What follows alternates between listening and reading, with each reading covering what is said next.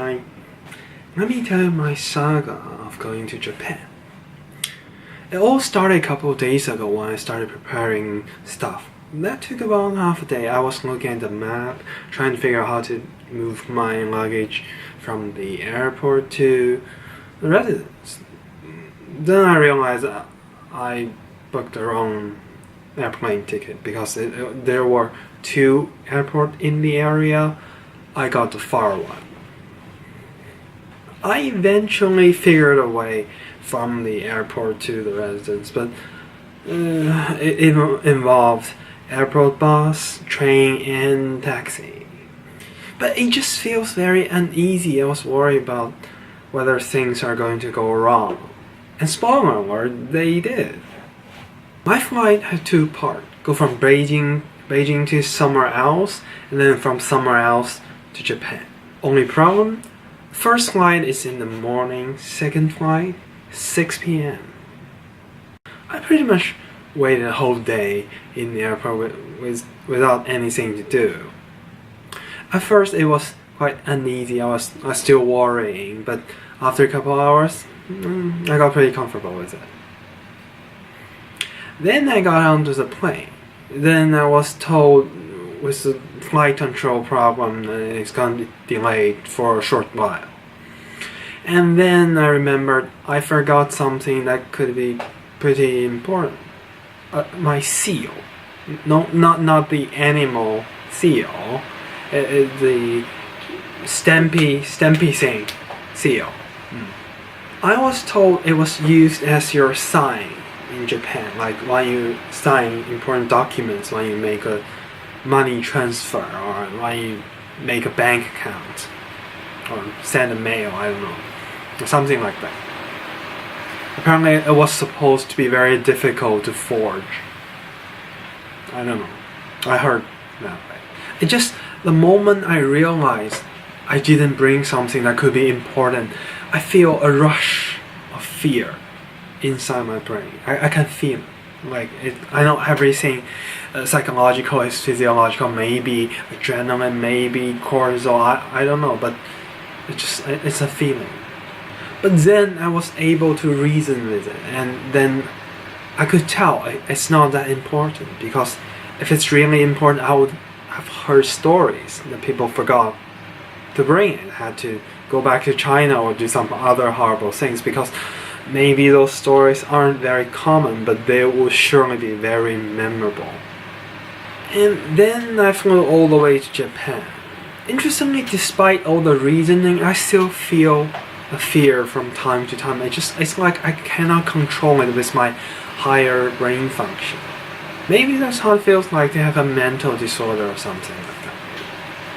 When I arrived, it was about 10 p.m. There was a very long line for paperwork to enter the country, at least for foreigners. So when I got out, it was 11:35, and trust me, the time was important for the story. I took the last airport bus, which was at 05 a.m. No, it's not 12 a.m., you dumbass. No. Why would anyone put 12 before 1? Anyway, when I got to the rail station, it was over 1 a.m. I know the last train is over because I checked the schedule beforehand, before I go to Japan. So I had to take a taxi. Then I go to the residence, and it was about 2 a.m. No, it's not open at 2 a.m. Thanks for asking. Also, I need to wait until 9 a.m. to register and get my room key to move my stuff in to go anywhere else. The story so far kind of have ups and downs, and this is the rock bottom, because I had to stay outside for 7 hours. I didn't pee for the last 5 hours. It was pretty cold at night too, so why book a plane ticket at the wrong time? Well, I'm glad you asked. It was $100 cheaper. I sought to stay in a hotel for a night, but I couldn't find one that opens that late.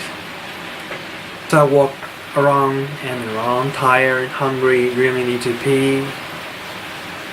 Then I sat on the ground. Despite all the things and it's really cold, I fell asleep for a moment. When I woke up, there's 4 boars right in front of me, like within 20 meters. I was a bit scared, so I stood up. Then I figured my right leg was paralyzed from sitting too long in the wrong position. I couldn't move. I don't know what to do, so I just looked at it. There were 2 large ones, 2 small ones. Maybe they were family. And then they just eventually passed by. I was quite sleepy at the time. So when I got more totally awake later, I wasn't even sure that was real until I saw another boar just walk right through. Oh, they are real. I thought they were dogs or something. Or I was just crazy. At least the night sky was kind of pretty. The place was up a hill, so there's no urban light pollution except the street lights. Then the eastern sky started turning color when the clock passed 5. Then I found a very bright star on the sky. Must be Jupiter or so. So I took out my tripod. Not this tripod.